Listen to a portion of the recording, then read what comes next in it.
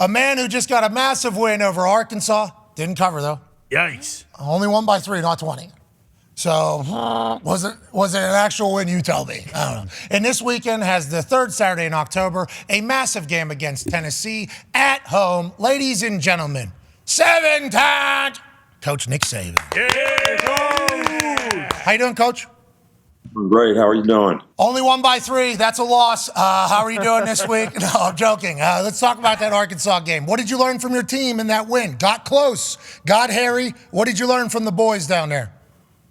Well, we got ahead 24-6 in the game and, sort of lost our collective focus in the game. And, I think it's a great lesson for everybody to learn that, when you have the right sort of mental intensity and focus, how well you play. And then when you lose that for whatever reasons, scoreboard, get relief syndrome, I call it, like we got this, how people can take advantage of, that lack of intensity that you play with. So hopefully that's a lesson that our players learned, and they learned that they have to play one play at a time for 60 minutes in the game, which everybody's heard that 1,000 times, but it's still the truth. Cliches are a cliche for a reason. That's just kind of, they're true. That is why they are cliches. That's why they are said. And you got to hammer it home for everybody. Do you agree with the notion that normally the Alabama teams of the past that have been successful have entered week 1 playing like dominant football, their best football? This year, it's a little bit of a different story. A lot of growth we're seeing. Even this last week in the second half, kind of getting settled. A lot of growth. Do you feel that? Do you see that with this team? That this is like the most, I don't want to say coaching, but the most growth and development that your teams have had in a long time in one season? I think I agree with that. I think this team, being a younger team, maybe not the experience and maturity of some of the teams in the past, and especially at what I call leadership positions. And I think that I'm very pleased with the way this team has developed. Now, we still have lots of room to grow, and that's something that we're like embracing the challenge on. I love coaching this team. They've got good relationships. They like each other. They support each other. But there's some competitive maturity, like we just talked about, not getting relief syndrome in the game and being able to play for 60 minutes that we still need to learn how to do. Go ahead, AJ. Coach, you say that relief syndrome, which I've never really heard it termed like that. It makes a lot of sense when you say it, but how difficult is it playing with a lead? Obviously, it's a great position to be in. You want to be playing from a lead, but we see it all the time, especially if a team jumps out to an early lead. What do you got to do, I guess, to kind of keep your foot on the gas and not kind of let human nature take over? I think, we talk about this all the time. How are you impacted by external factors? The scoreboard is an external factor in the game. So you get behind in the game, you put your foot on the gas and play harder or better or whatever. You get ahead in the game, you get relieved and don't play as well. All right, but neither one of those are good things to do.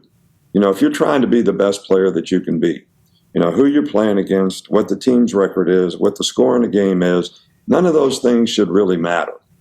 I tell players all the time, when I was in the NFL, they made me a cut-up of you.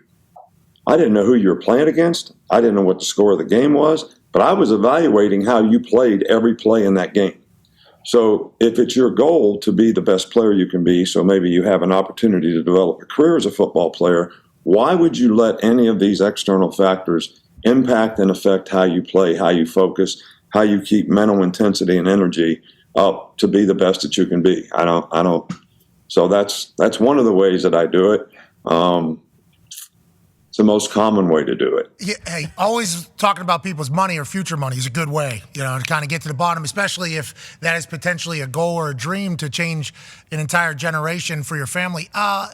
Coaches sometimes change though too, Coach. Like they always talk about prevent defense or not being as aggressive whenever you get the lead. Is that something that you talk to your coordinators about? Is that something that's just understood, or how do you handle that situation? No, absolutely. You want to stay aggressive in the game. And until the circumstances in the game change, like it's 4 minutes at the end of the game. Like we did a good job of that, keeping the ball for 5 minutes at the end of the game and not giving it back to Arkansas. That situation changes kind of what you do and how you go about what you're doing. But the rest of the game, you want to stay aggressive and let the players play and do what you prepare them to do. And, I always use the analogy with players like, what if? Okay, what if you played to be the best player that you could be? What if you supported your teammates all the time? What if you were a good leader and you affected somebody else by the example that you set? All those things are things that you can control on a day-to-day basis. After the fact, you always say, if only I would have done this. If only I'd have prepared better. If only I would have supported my teammates better. Well, you can't do anything about that. Then you can do everything about what's happening now. I used to talk to guys about the church of what's happening now, man. You gotta affect the moment, all right, in terms of what you're doing every day in preparation and every opportunity that you get so that you have a chance to be the best player you can be. Did you say the church of what's happening now? Church of what's happening now. Yeah. Amen. I like that church. I like that church a lot. I'm trying to live in a moment. My brain isn't big enough to live anywhere else, but I am certainly a servant? No, a servant of the church of what's happening now, and I will be forever. Let's talk about the game this weekend before the boys have a couple questions for you, Coach. Obviously, last year, Tennessee-Alabama, third Saturday in October, ended with goalposts getting taken down to a river that I jumped in hours before that. This year, a little bit different team. The Tennessee team looks vastly different than they did last year. Your team looks vastly different than it did last year. What's the message you're telling the boys about this Tennessee game, and what do you see from this Tennessee team versus last year's team? Well, I think the big thing for our guys is, we have played well when, we're a little bit upset and have an edge to us. And that's something that we have to go in this game with. I thought we played the game last year with a lot of anxiety. There was a lot on the line. A lot of guys put a lot of pressure on themselves. We don't really want to go there. We want to keep an edge about how we compete, how we focus, how we play, because the way they play challenges you to do that. When they go fast on offense, they run 2.7 plays a minute. All right, that's completely different for a defensive player. It's a difficult preparation because you can't get the scout team to do it right, during the week of practice.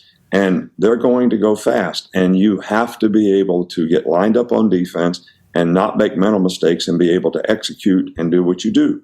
You also can't substitute in the game, all right, because they're not going to allow you to substitute on third down. So a third down package is something else that you have to be able to execute with the people in the game.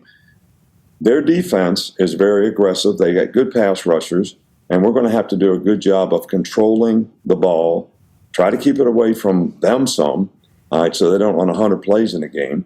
And, it's going to come down to fundamental execution on offense, which has been our little bit of a Achilles heel in terms of our consistency, is playing with good fundamental execution. I don't care if it's offensive line, receivers, pass protection, quarterback execution, whatever you want to talk about. It's good at times, but we have to be consistent. Success is defined by consistency and performance. You do that by having great knowledge, right? And to get the knowledge, you got to go through bumps in the road. So you've got to learn from your mistakes. You can't waste a failing, and keep moving in the right direction, which I think a lot of our players have done that well this year. And with that knowledge and experience, then you communicate better, and that communication helps everybody on your unit play better. Because a lot of times when we have mental errors and mistakes, it comes from lack of communication, which can come from lack of confidence, which can come from lack of knowledge. All right, so all those things become really, really important in games like this, so you can stay focused. Coach, every time you get rolling right there, I feel like I become a better human. You need to know that. Yeah, I feel like I become a better human with the way, the reason why you have a lack of confidence, though, is probably because you have a lack of knowledge, which is probably a cause of a lack of work, which means we can really break this entire thing down from a small point of what are you doing right now in this church that we're living in. Amen. Coach, I wish I could. I know I'm on scholarship now, but I wish I could have got a chance to play for you. I don't know what I would do if I had these types of messages every single day. Is the equipment manager charged with spotting the ball? And how many times has he been, chewed out or potentially questioned this week as you get ready for the fast team? He's been chewed out a few times. If we could get the ball set, I believe that has probably been said a few times. Tone has a question for you, Coach. Coach, a lot has been made this week in the NFL that scoring is down, lowest in like 10 years. I saw that college football scoring is also down. Is there any reason that you think that may be? Is it just that defenses are catching up to the spread and potentially the tempo? Is it the new timing rules? Is there a reason that you think college football scoring might be down? It's, that's surprising to me. I wasn't really aware of that. Haven't really thought about it. I know that scoring has been going up probably for the last 10 years. Yeah. Probably because of tempo, probably because of some of the rules in college football that created RPOs, blocking behind the line of scrimmage if the ball's thrown behind the line of scrimmage. Those are huge advantages for offense and creates a lot of run-pass conflicts for defensive players. But I do think that people on defense are doing different things to try to sort of equal the playing field. And I think one of the things that the Ravens started doing maybe 5 years ago is a lot of simulated pressures. And this gives offense a problem because somebody's rushing that's not supposed to be rushing, and somebody's dropping who's supposed to be rushing. So that kind of messes them up a little bit on some of these things that they're trying to do offensively. And we do that a little bit, but it gets a little harder to do it when you don't have the right personnel on the field. Okay, have college defenses got more sophisticated over time here the last 10 years, do you think? I think so. I absolutely think so. I think that, when people started going no huddle, defenses got simpler. And I think now, because we've all adapted to that, we don't even have, the first page of the notebook used to be, this is how we get in the huddle. We don't even have that page anymore. Goes and stands where they line up and gets a signal from the sidelines and goes and tries to execute. So in games like this, every player on the defense has to know the signal. We don't have time to communicate it across the board or even have a signal caller to tell everybody what the call is. So I think we've gotten, and in doing that, we've been able to do more things that way, like one-word calls. Like I used to think if you called a defense, like when I was a defensive coordinator at the Cleveland Browns, say, I thought if I called base closed, triple 88-6 Bronco, that was telling everybody what to do on every formation. If you try to make that call now against a fastball team, no way. Before Bronco even gets out, that ball is snapped. We just have a one-word call for that. Buckeye. Okay? Buckeye. All right, so, and I'm saying, well, the players will never remember all that. Well, they actually do it better that way than the other way. Because the other way, they were thinking about 15 different things. This way, they're thinking about one thing and just applying it to whatever it is they see. When that happened? When that happened, Coach? When Ole Miss beat us 2 out of 3 years going fast. I can't take it anymore. What do we need to do? I love it. Go ahead, AJ. Coach, on the flip side, for an offense, you hear coaches or people talk about on TV that you have to have a balanced attack, between your run and pass game. Does that have as much weight as people, I think, give it? Do you have to have a balanced attack, or isn't the offense just kind of taking what the defense will give them?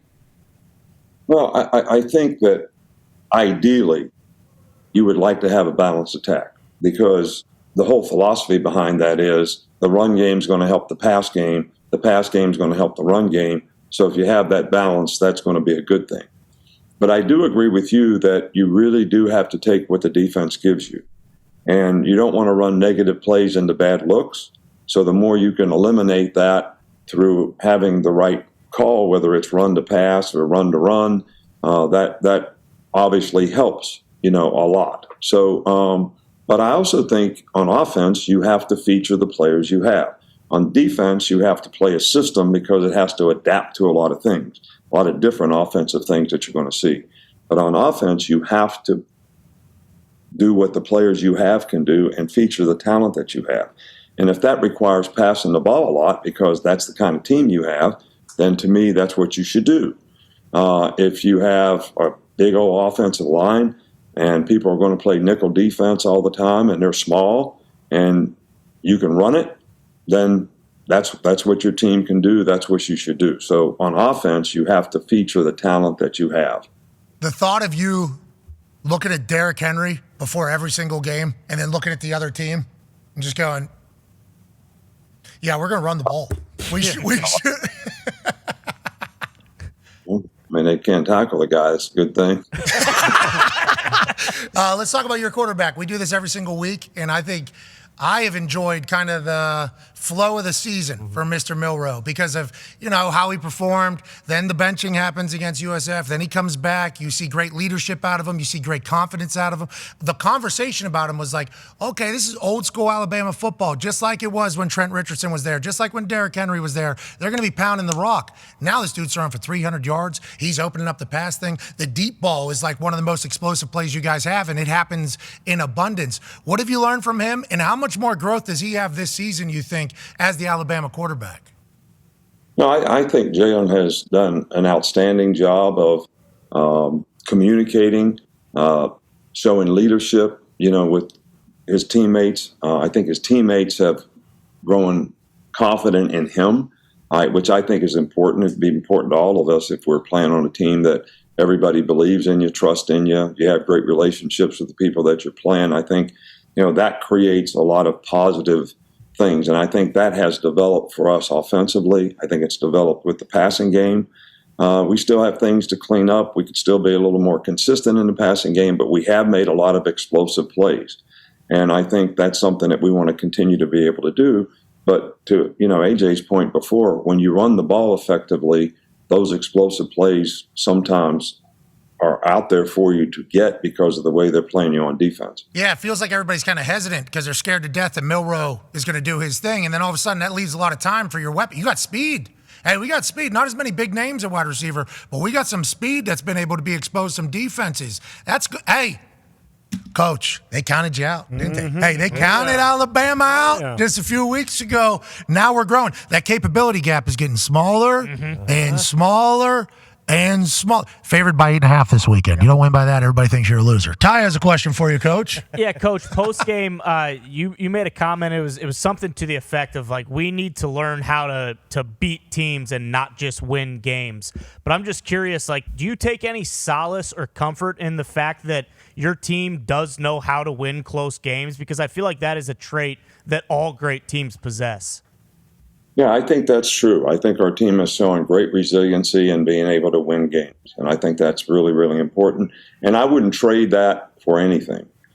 But there is a difference between beating the other team and winning the game. Because if you beat the other team, it means you were able to impose your will on the individual that you played against, and you did it collectively as a team, which in essence is what you would love to have happen, to see your team play the way they're capable of playing. So that's something that, we want to continue to try to instill, in our players, that we want to impose our will on the opposition, regardless of what the score is. Don't have to be behind to do it. We can still do it when we're ahead. Because, I think the Colorado game was a great example of, a little bit what happened to us last week. You get ahead 29-0 in the game. Guys lose their mental intensity, their focus, and then the game starts to change and the momentum swings and you can't get it back. All right, so you have to learn how to sustain and grind through it and continue to impose your will so you never lose that. The other team's going to make plays. You got to play the next play, and everybody's got to learn how to do that. But I like the fact that our team has resiliency and they've been able to learn to win close games. Do you talk to Coach Prime during this season at all, or not really? I have not, but he is a great friend, and I root for him all the time. His speech he gave after the game was just like, that was the first time, because he is he's a hard-ass coach. I don't think people really understand that about accountability and everything. And he just kind of was fed up with them and say, hey, we're practicing tomorrow. We're getting back in there. Not that you have that on the horizon with this Alabama team, but how do you get that bad taste out of a team's mouth? Like, what is the immediate next day's messaging, and how do you move on from something as devastating as that? I think that's one thing great about being in competitive sports. You always have a next opportunity. And as long as you can look forward and take advantage of the opportunities that you have in the future and not dwell on the past. Like, you've heard me say this before, but we have a 24-hour rule around here. All right, we win 24 hours, it's over. We got to get ready for the next game. We lose 24 hours, it's over. We got to get ready for the next game. So I think, though, that it's actually more difficult in this day and age for players to deal with success than it is failure. Most of the time when you have failure, people respond really, really well. But sometimes when you're successful, it can be an enemy of how you stay focused and what you do to prepare. And you become, using that same term, relieved. All right, we won the game. I should be able to take it easy. I sold my 10-car quota. I should get my trip to the Bahamas. I mean, that's how people think. But you can't think like that in competitive sports. I heard you got a great car dealership down there, too. I heard you're in the car game a little bit. I fancy myself a car person as well. Not the cars you have, though. No. Hey, not the cars you have. I heard we have a couple Ferraris rolling around down there. Is that right? Just one. We had two, but we traded two to one that we wanted, which is the way it works with Ferrari. Hey, listen to this. Just a West Virginia boy rolling around in a Ferrari being called the GOAT. You're the man. We appreciate the hell out of you joining us. I appreciate it, man, but I want everybody to know I started in a pickup truck, an orange one, and used to go scrape the ball diamond with my dad. And, a lot of the things that I learned about accountability came from that pickup truck. I'm sure you're taking care of that Ferrari now because of that pickup truck. We appreciate the hell out of you. Ladies and gentlemen, Coach Saban, thank you, brother.